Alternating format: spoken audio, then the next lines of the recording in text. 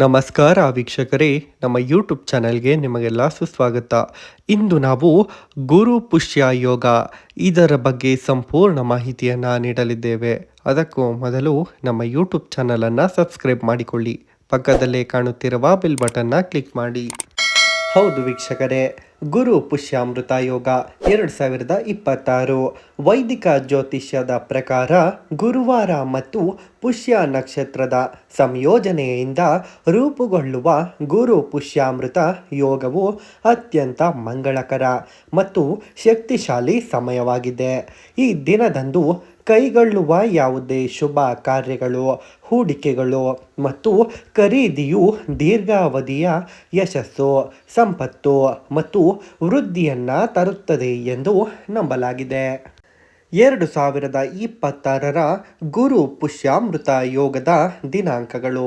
ಹೌದು ವೀಕ್ಷಕರೇ, ಈಗಾಗಲೇ ಏಪ್ರಿಲ್ 23, 2026 ಗುರು ಪುಷ್ಯಾಮೃತ ಯೋಗವು ಕಳೆದು ಹೋಗಿದೆ.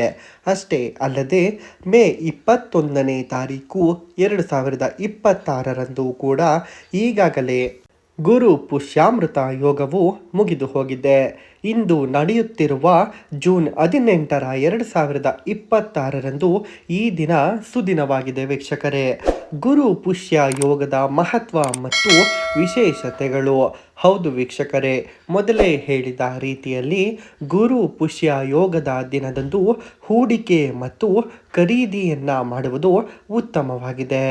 ಚಿನ್ನಾಭರಣದ ಖರೀದಿ, ವಾಹನದ ಖರೀದಿ, ಹೊಸ ಆಸ್ತಿ ಖರೀದಿಸುವುದು ಅಥವಾ ಹೊಸ ಮನೆಯನ್ನು ಖರೀದಿಸುವುದು ಶುಭ ಅಥವಾ ಅತ್ಯಂತ ಯೋಗವನ್ನು ಹೊಂದಿರುವ ಮಂಗಳಕರ ದಿನವೆಂದು ಪರಿಗಣಿಸಲಾಗುತ್ತದೆ.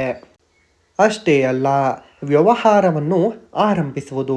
ಹೌದು ವೀಕ್ಷಕರೇ, ಗುರು ಪುಷ್ಯ ಯೋಗದ ಮಹತ್ವ ಏನೆಂದರೆ ವ್ಯವಹಾರವನ್ನು ಆರಂಭಿಸಿ ಹೊಸ ಅಂಗಡಿ, ಕಚೇರಿ ಅಥವಾ ವ್ಯಾಪಾರವನ್ನು ಉದ್ಘಾಟಿಸಲು ಇದು ಅತ್ಯುತ್ತಮ ಮುಹೂರ್ತವಾಗಿದೆ.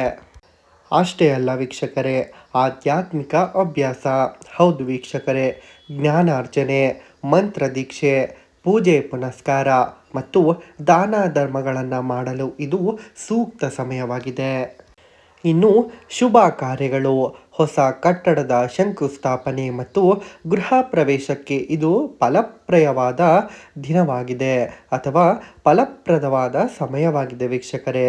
ನೋಡಿದ್ರಲ್ಲ, ಇದಾಗಿತ್ತು ಗುರು ಪುಷ್ಯಾಮೃತ ಯೋಗ 2026 ಸಂಪೂರ್ಣ ಮಾಹಿತಿ. ಇದೇ ರೀತಿಯ ಹೆಚ್ಚಿನ ವಿಡಿಯೋಗಳಿಗಾಗಿ ನಮ್ಮ ಯೂಟ್ಯೂಬ್ ಚಾನಲನ್ನು ಸಬ್ಸ್ಕ್ರೈಬ್ ಮಾಡಿಕೊಳ್ಳಿ. ಪಕ್ಕದಲ್ಲೇ ಕಾಣುತ್ತಿರುವ ಬೆಲ್ ಬಟನ್ನ ಕ್ಲಿಕ್ ಮಾಡಿ.